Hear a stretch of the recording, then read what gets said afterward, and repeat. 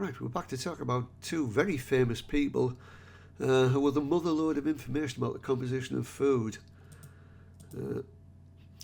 Elsie Widdowson and Robert McCants are two of the most famous people in British nutritional science. Elsie was a postgraduate student of dietetics at King's when she met Robert McCants, a clinical scientist and head of the hospital's biochemical laboratory.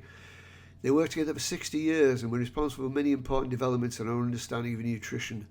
And they co-authored a very famous set of books, of which more in a moment. Yes, the tables of composition of foods are the basis for much of our nutrition information and continue to be updated. The information can be found via this library link. You go to the library, you look for databases, you find M, then you find McCants. Yeah, well, let me do that over here where you can see it. You go to the library, you go to databases, you go to M, then you go to McCants and Widdowson, and you can open up the collection. This information is stored in many nutritional databases, including those you use in the course, and also provides the basis for things like MyFitnessPal. So have a look at the library link. You'll probably need to be logged into the library to access it, but he will ask you to log in anyway, I would assume. Okay, moving on to something we've considered a bit earlier, but it's well worth having a look at again. Food-based dietary guidelines. There's a good link here through the European Food Information Council, which we have looked at before. We looked at the food-based dietary guidelines, like the nutritional pyramids around Europe in various places, but if you're interested, have another look at them. And there's a good reference there. Lots of good information on this to have a look at in your own time. And I think there's a QR code which will take you there directly. Okay, so a major outcome of the data we've talked about here is food-based dietary guidelines, such as the Balance of Good Health, aka the Eat Well Plate, which we've looked at before. Now, the point about this complex information is that it's been reconsidered as straightforward messages aimed at the public as a whole. Bearing in mind what we know about health literacy, it is important to ensure that such information is clear, which links back to our discussion of UDL. So it's a very well-known example. Again, we've looked at this in a previous lecture, so I'm not going to belabor the point here. But I will mention this is based on food, not nutrient composition, which is perhaps arguably a better way of presenting information rather than RDIs and things like that, though there is still a lot of debate about what's most effective. These things that are done at the national level, this is a strategic approach to development of a food-based dietary guideline. I'm not going to read through the steps. You can read them yourself and think about how we apply to other public health type issues.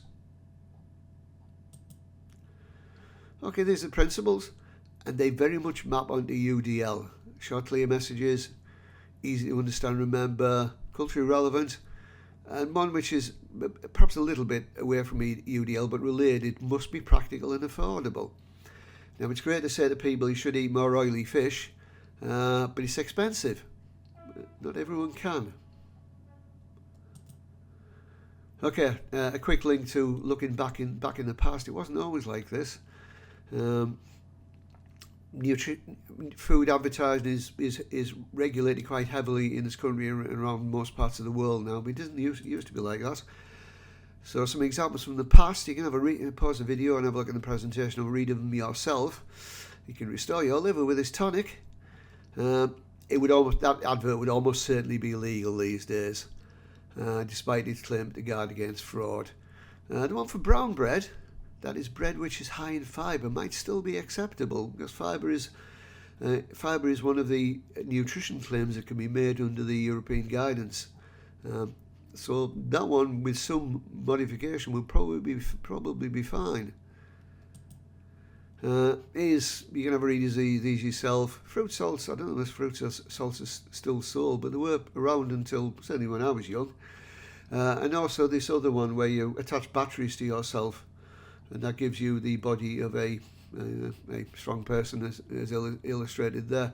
Again, you can make your own mind up about this. I would point out there are tools and devices which you can apply to your body, which put electricity through your muscles and help build muscles, allegedly.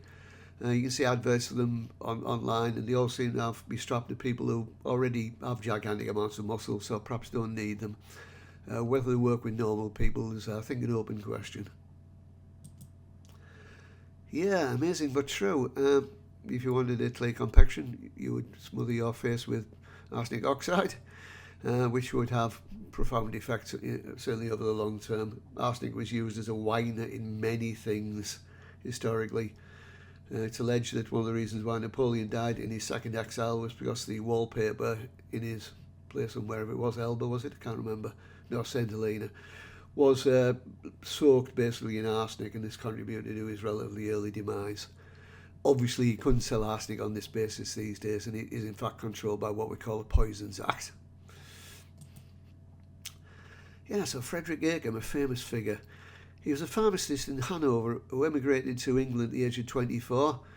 In 1820, he published his treatise on the adulteration of food, which he denounced the use of chemical additives to food.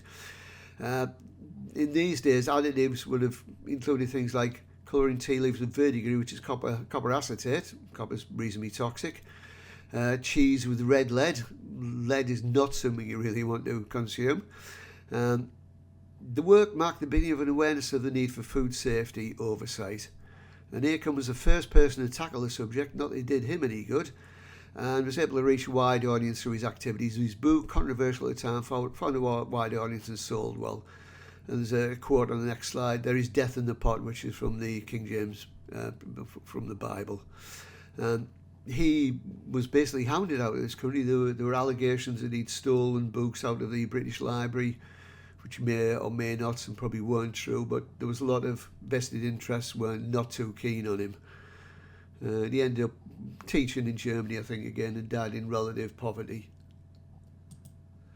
So there's more information there on Acum. Another one was, if you want to make your pickles yellow, you boil them with a penny, which pennies in those days were made out of copper. And again, there's a link there to the Royal Society of Chemistry's article on this, which is a lot more on Acum. Okay, I think that's a lot. Right, thanks for listening.